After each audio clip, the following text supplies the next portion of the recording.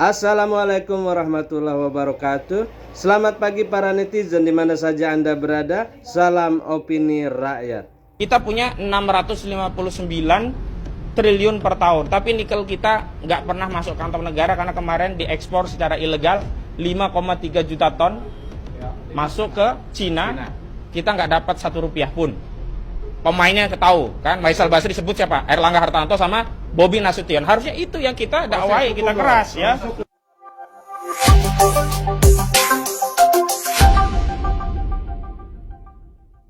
Akhir ya, sebagai penutup saya mau kutip data-data penting. Kalau ini dikelola sesuai syariat Islam, ormas-ormas Islam mendorong pemerintah yang mengelola, itu luar biasa. Jadi Indonesia bisa ngelola APBN tanpa ngambil pajak. Pertama dari batu bara.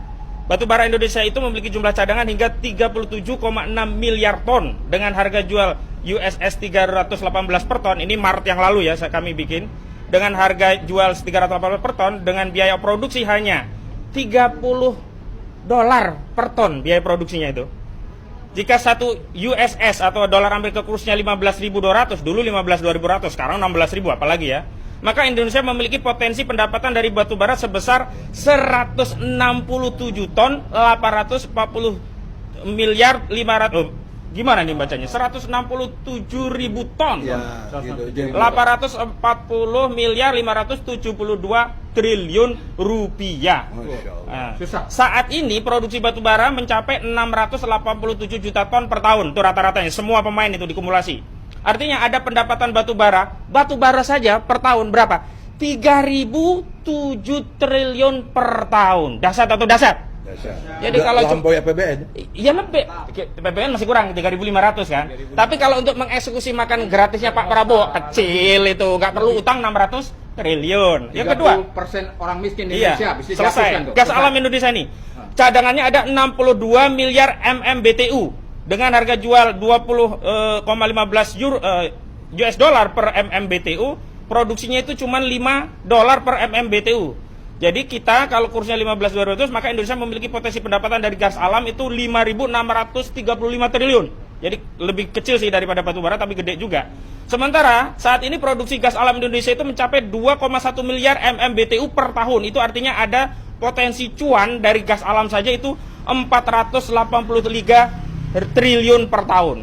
Jadi APBN nggak perlu utang, ada 483 triliun per tahun. Kemarin kan mau dibikin defisit utang 600 triliun. Ini udah ada 483 triliun per tahun baru dari gas. Yang kata emas ya. Emas itu kita punya 2.600 ton cadangannya. Ya. Saya persingkat saat ini potensi pendapatannya itu adalah 2.097 triliun dari cadangan emas Indonesia. Per tahunnya kita punya 70 ton per tahun dengan pendapatan 63 triliun per tahun. Ini emas. Kemudian yang 4 nikel. Nah, nikelnya gede. Nikel ini cadangan kita ada 81 juta ton. Dan kita per tahun itu sudah memproduksi 1,6 juta ton per tahun. Yang pendapatan nikel dengan kurs dolar yang saya sebutkan tadi ya, kita punya 659 triliun per tahun. Tapi nikel kita nggak pernah masuk kantong negara karena kemarin diekspor secara ilegal 5,3 juta ton masuk ke Cina. Kita nggak dapat 1 rupiah pun. Pemainnya ketahu kan, Faisal Basri sebut siapa? Erlangga Hartarto sama Bobi Nasution. Harusnya itu yang kita dakwai, kita keras ya. Kemudian kekayaan laut itu kita punya 18,886 triliun per tahun. Kemudian kekayaan hutan kita punya 1.000 triliun per tahun. Jadi totalnya ya, kita punya cadangan itu per tahunnya, kalau ini dikelola dengan syariat Islam, dapat 7.1 triliun per tahun. Itu baru 6 komoditi tadi, belum tambang yang lain. Belum pajak. Udah ini udah masuk semua. Kenapa? Karena yang ngelola negara semua. Jadi kita tidak dapat cuma pajaknya, semuanya. Karena ini harta milik umum sesuai hadis tadi harus ngelola negara. Dengan begitu tidak perlu narik pajak.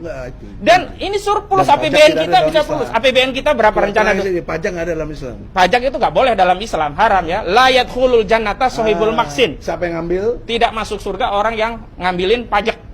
Jadi petugas pajak itu nggak masuk surga itu kalau pendidikan sampai perguruan tinggi gratis. Gratis, kenapa? Jadi neraka isinya dirjen pajak. 7 triliun. Bayangkan, kita desain APBN kita cuma 3.000. 2025 3.500 triliun. Ini kita punya potensi 7.000, tapi dengan syarat kalau kita liberal kapitalis mengelola negeri ini. Yes. Kita ganti dengan syariat Islam. Islam. Allahu Akbar. Allah. Jadi saya datang kemari yang pertama karena kecintaan saya kepada Muhammadiyah.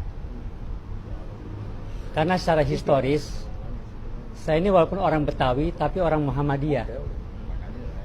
Jadi saya tahun 90-an itu ketua senat FISIP UMJ, Universitas Muhammadiyah Jakarta.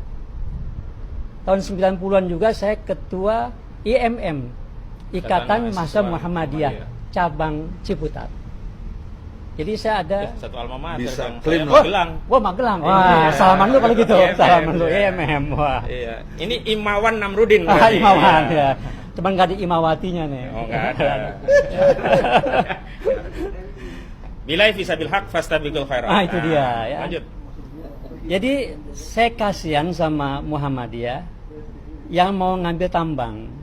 Jadi sekarang ngomong filosofi kue tambang dulu ini Bang Egy. Yes. Jadi di Betawi ada kue tambang. Kue tambah. Orang Iya, kalau yang makan warna kue coklat tambang itu ya? warna coklat, Ada manis, wijen-wijennya. gurih.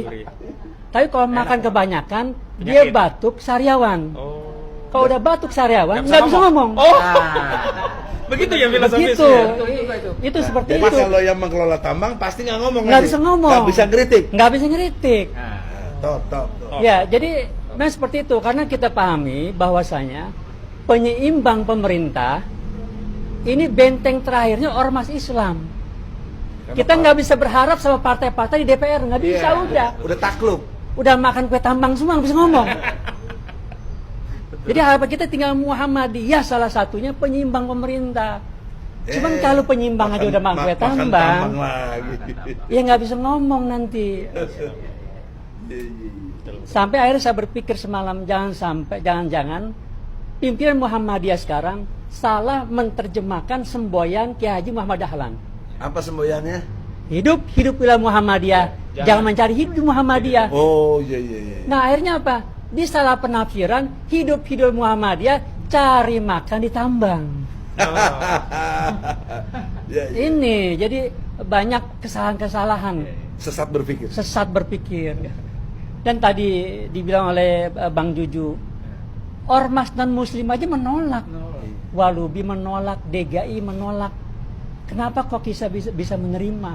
Malu. Ini yang saya sangat malu kita sebagai umat Islam. Malu saya pribadi sebagai umat Islam. Nah, jadi saya minta kepada pimpinan Muhammadiyah batalkan keputusan menerima proyek tambang. Allahu Akbar. Allahu Akbar. Karena sekali lagi, kalau makan kue tambang nggak bisa ngomong dia. Ya demikian. Dan haram. Haram, udah pasti udah haram. Yang terakhir saya minta tetap umat Islam jaga persatuan semuanya. Sebab dengan persatuan, insya Allah Islam mandiri, punya wibawa, bisa punya kekuatan yang menyimbangi pemerintah. Karena pemerintah kan sangat zolim kepada umat Islam. Demikian billahi fisabilil haq. Hasini. Fastabiqul Khairat. Assalamualaikum warahmatullahi wabarakatuh. Takbir. Waalaikumsalam warahmatullahi wabarakatuh. Allahu Akbar. Blok Medan itu sebetulnya terkait dengan iup yang diberikan kepada keluarga Bobi Nasution. Kemudian diperkuat lagi oleh terdakwa AGK bahwa bukan Bobi Nasution tetapi iup itu atas nama Kahiyang Ayu, anak Presiden Jokowi dan Ibu Iriana Jokowi yang adalah istri dari Bobi Nasution. Iup atas nama Kahiyang Ayu ini pun bermasalah karena sampai sekarang tidak dijelaskan berapa luas yang dia dapat dan dia dapatnya dengan cara bagaimana. Dugaan korupsi yang terjadi di dalam keluarga Presiden Jokowi itu bisa diungkap lewat iup Blok Medan dan juga terkait dengan Kaisang Pangarep yang kemarin menggunakan jet pribadi yang mewah itu. Presiden Jokowi pun menurut saya pada posisi 6 bulan terakhir ini sudah tidak memenuhi syarat lagi sebagai presiden. Jadi kita ini sebetulnya tidak punya presiden. Turunkan Jokowi dan siap diadili. Kemudian mengenai Gibran pun ya jangan dilantik. Salah kalau kau bilang tidak ada gunanya ngurus-ngurus politik. Salah. Mana contohnya? Nah, kau bilang nggak usah urus pileg, nggak usah pergi cari caleg, nggak usah ngurus pilpres, nggak ada hubungannya sama hidupmu. Oke, kau bilang begitu. Kau belajar saja dengan baik, belajarlah kau dengan baik.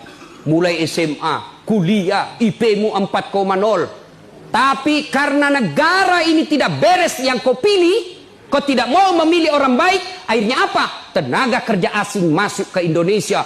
Puluhan puluhan ribu kagian yang cerdas tidak dapat lapangan kerja karena diganti sama orang asing. Itu bahayanya kalau kau tidak mau berpolitik. Kau cerdas, sarjana, IP-mu bagus, tapi kau tidak dipakai. Kenapa? Banyak tenaga kerja asing yang masuk ke negaramu. Maka kau tersisi. Sebagai tuan rumah, hak pemilik Republik Indonesia, kamu hanya jadi penonton di negaramu.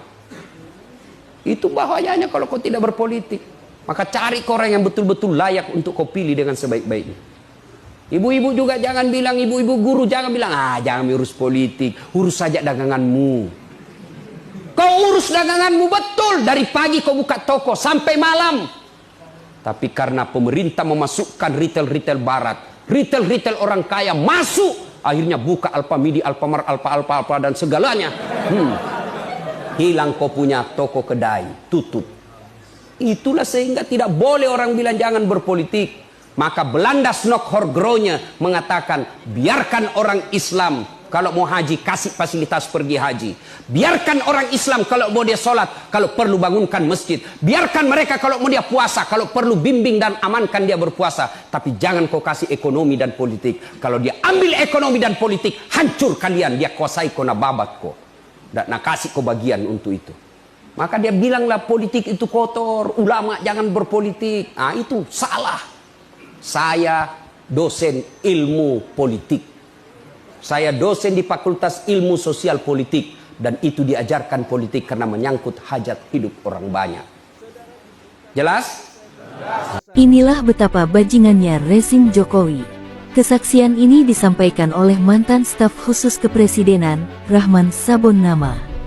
Rahman menyebut proyek strategis nasional ini dimanfaatkan untuk memuluskan pengusaha Cina menguasai tanah-tanah rakyat.